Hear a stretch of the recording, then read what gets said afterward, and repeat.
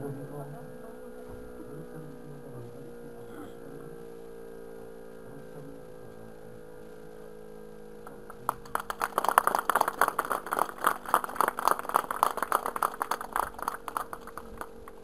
my děkujeme, že se předáme Kaplaňského, potom na pokušení auta.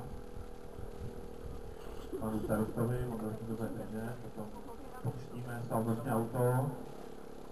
Poté jsem byl panem starostou vyzvaný, taky ode mě několik slov za zde přítomnou ministerstvovou jednotku do obecních hasičů této příležitosti a předání tohoto krásného vozidla.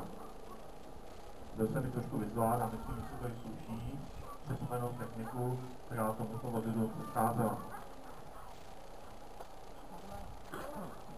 Na to moc svědčili, aby to bylo jednoduché. Jako vůbec první vozidlo bylo v této hasičské zbrojnici Škoda RN, takzvaná RNA, která uvezla 11 hasičů, hasičskou stříkačku, včetně dalšího vybavení.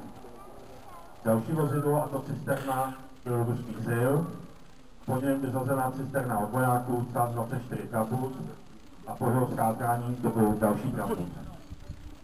U osobních vozidel se zde vystřídaly 3 vozidla Škoda 1203, pro jejich stáří a kvalitu byla odměna velice rychlá.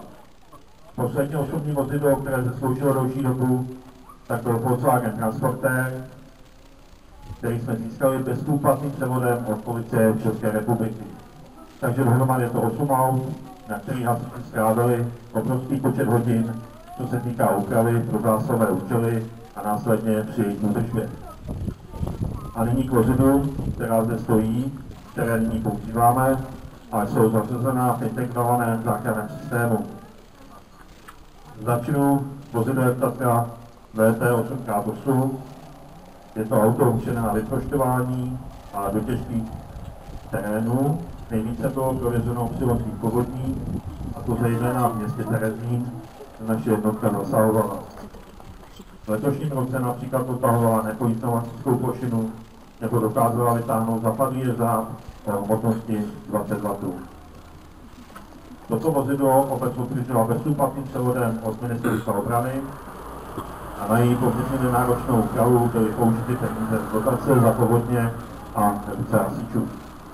Pro vaši představu, obec za povodně pro výjezdovou jednotku v roce 2013 obdrželo od státu 99 500 korun a 16 000 korun jako mimořádnou pomoc od krajského úřadu. Další vozidlo, Tatra 32 na druhé straně, je určeno na všechny druhy zásahů, má nádrž na 9 kubíků vody, silné čerpadlo, hadicové vybavení a mezi další výbavu patří motorová pila, dýchací přístroje, centrála, osvětlovací stožár, přetlakový ventilátor, různé druhy čerpadel a další. Také tuto cisternu obdržel obec bezúplatným převodem, a to od hasičského záchranného sboru České republiky. Na uvedení cisterny do dnešního stavu byla použita dotace Středočeského kraje a finanční prostředky naší obce. Cisterna nám byla převedena v roce 2008 a úpravu jsme prováděli po dobu 3 let. A nyní konečně k tomuto krásnému vozidlu, které stojí před námi, já budu tak na stranu, abych nezacáněl. Jedná se o Ford Transit v dlouhé úpravě, rok výroby 2010.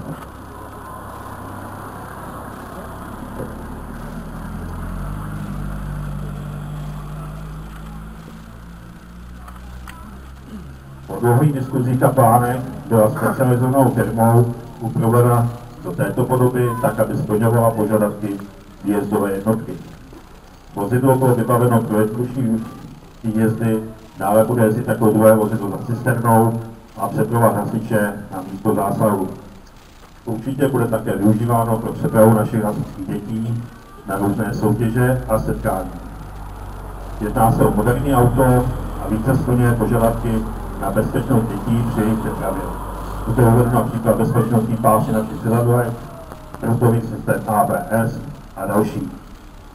Jak se uváděl pan starosta, celková hodnota tohoto vozidla je 550 000 korun. Z toho nejvíce přispěje formou dotace ve výši 475 000 korun krajský úřad, 50 000 korun bylo získáno za prodej vozidla Transporter a 25 000 korun přispěla obec. Význam vybavení jednotky a zde vystavených vozidel asi nejvíce dokládají zásahy v posledních letech. Zde si dovolím připomenout požáry naší obci, požár přístavku rodinného domu na Návsi, požár prodejny, výbuch ve sklepě Bytovka, požár podkroví v loňském roce přímo na Štědrý den. V letošním roce měla naše jednotka celkem 14 výjezdů, z toho 4 výjezdy na požár a 10krát výjezd kategorii ostatní.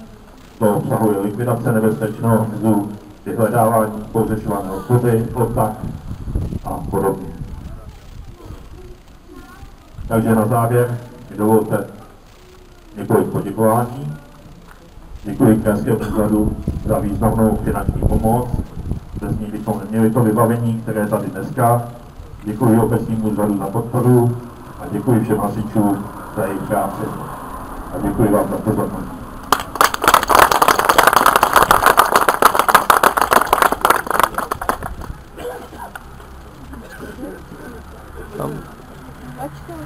Dobré dopoledne, dámy a pánové. Já za poděkování, takže já bych chtěl poděkovat za pozvání, že jsem můžu tady této slavnostní soutěži s vámi zúčastnit. Tady se hodněkrát hovořilo a děkovalo Krajskému úřadu. Samozřejmě píší, nicméně, jak si ty věci není třeba děkovat, protože je to samozřejmost a je to úkolem krajské samosprávy, aby podporovala takové aktivity, jako to systému, ty peníze na podporu uvolňujeme průběžně v rámci organizačních titulů. Minulý rok jsme do modernizace a vybavení jak CHRS, tak techniky investovali 50 milionů korun a samozřejmě se budeme nadále pokračovat, protože považujeme se na vás, na hasiče, nejen jakoby na ti, kteří zachraňují lidské životy a zachraňují majetek, ale zároveň jako na ty, kteří dost často ty konflikty jsou takovými tahouny toho společenského života. Hodně se stává, že ve společnosti prakticky pouze hasiči, to jediná společenská organizace, která funguje. A ta historie, která je více jak 150 letá vlastně toho hasičského hnutí, nás zavazuje k tomu, aby jsme samozřejmě i nadále to hloubou činnost, která, jak říkám, nejen zachraňuje životy a majetek, ale i stojí tomu, že si to zanikám společenský život, aby jsme ji nadále spojovali. Takže dělali jsme to, budeme to dělat a do budoucnosti, věřím tomu, že se zase jdeme do nějaké další aktivity, zase dojde k nějaké obnově nebo případně k nějaké investici ze strany kraje. Máte to tady opravdu nádherný, vidíte, že technika je krásně udržovaná, že se jí hodně vybavení. Takže nebudu už dlouho řečnit, popřeju vám, abyste vám auto, abyste vám to tomu jezdilo, abyste těch zásahů, kde jde o život a zdraví, se měli co nejméně, protože to je úplně ranný stav, když se nic takového nestane. A teď nejtěžší říct to nakonec, tak snad jedině děkuji za pozornost.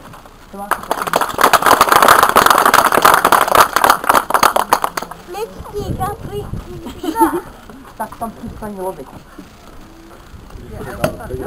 Jo, tvůj bláho. Jsem se lek, že to bude mít. Co mají? Budeš špinavý, vy. Ne, u nás, u hasičů. Ten, kdo to řídí na posle.